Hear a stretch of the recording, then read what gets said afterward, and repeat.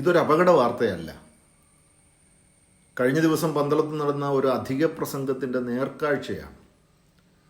ഒരു സമൂഹത്തിൻ്റെ മനോനിലയെക്കുറിച്ചുള്ള മുന്നറിയിപ്പാണ്. മത്സര ഓട്ടത്തിൻ്റെ പേരിൽ ഒരു ബസ് മറ്റൊരു ബസ്സിൽ ബോധപൂർവം ഇടിക്കുന്നു. അതിൽ തൃപ്തിയാകാതെ പിന്നോട്ടെടുത്ത് വീണ്ടും ഇടിക്കുന്നു. ഇരുവാഹനങ്ങളിലും പുറത്തും ഉണ്ടായിരുന്ന ആൾക്കാർ ഭയചകിതരായി ബഹളം വയ്ക്കുന്നു. ഒരുപക്ഷെ ഏതാനും മിനിറ്റുകൾ തെറ്റിച്ച് ഇതിലൊരു ബസ് ഓടിയിട്ടുണ്ടാകാം. കുറച്ച് യാത്രക്കാർ ബസ് മാറിക്കയറിയിട്ടുണ്ടാകാം.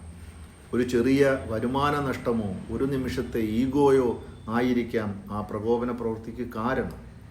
എന്നാൽ ആ ഒരു നിമിഷത്തെ ദേഷ്യത്തിൽ അയാൾ നഷ്ടപ്പെടുത്തിയത് ഏതാനും മിനിറ്റുകൾ മാത്രമല്ല, 2 ബസ്സുകളുടെയും എത്രയോ ദിവസത്തെ ഓട്ടമാണ്. ആ ഡ്രൈവറുടെ ലൈസൻസ് തന്നെ റദ്ദ് ചെയ്യപ്പെട്ടേക്കാം. അപകടത്തെ തുടർന്ന് ദിവസങ്ങളോളം സർവീസ് മുടങ്ങിയേക്കാം. ഒരാളുടെ ഒരു നിമിഷത്തെ കോപം കൊണ്ട് എത്ര വീടുകളിലേക്കാണ് പട്ടിണിയുടെ നിഴൽ വീഴുന്നത്. ഇതിലും ഭയാനകമായൊരു കാര്യമുണ്ട്. ആ സമയത്ത് ഏതെങ്കിലും ഒരു യാത്രക്കാരൻ തൻ്റെ കൈ ജനലിന് പുറത്തേക്ക് ഇട്ടിരുന്നെങ്കിൽ, ഒരു കുഞ്ഞ് ജാലകത്തിലൂടെ പുറത്തേക്ക് നോക്കിക്കൊണ്ടിരുന്നെങ്കിൽ, ആ ഇടിയുടെ ആഘാതം ഒരു കുടുംബത്തിൻ്റെ മുഴുവൻ സന്തോഷവും എന്നേക്കുമായി കവർന്നെടുക്കുമായിരുന്നില്ലേ? അപ്പോൾ ഈ സംഭവം 2 ബസ്സുകൾ തമ്മിലുള്ള തർക്കം അല്ലാതാകുമായിരുന്നു. ഒരു കുടുംബത്തിൻ്റെ ചരിത്രത്തിൽ ഒരിക്കലും മായാത്ത ദുഃഖമായി അത് മാറുമായിരുന്നു. ലോങ് വാക്ക് ഓഫ് ഫ്രീഡം, സ്വാതന്ത്ര്യത്തിലേക്കുള്ള ദീർഘയാത്ര എന്ന തൻ്റെ ആത്മകഥയിൽ മഹാനായ നെൽസൺ മണ്ടേല 20 വർഷം ജയിലിൽ കിടന്ന ശേഷം ഒരു വാക്യം പറയുന്നുണ്ട്. ഞാൻ ജയിലിൽ നിന്ന് പുറത്തേക്കിറങ്ങുമ്പോൾ എൻ്റെ ദേഷ്യവും വെറുപ്പും അവിടെ ഉപേക്ഷിച്ചില്ലെങ്കിൽ ഞാൻ ഇപ്പോഴും തടവുകാരനാകുമായിരുന്നു.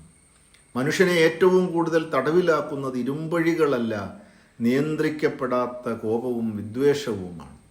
വിദ്വേഷം ഒരു തീയാണ്. അത് എതിരാളിയെ കത്തിക്കുന്നതിന് മുമ്പ് വഹിക്കുന്നവനെ ചുട്ടുകൊല്ലും.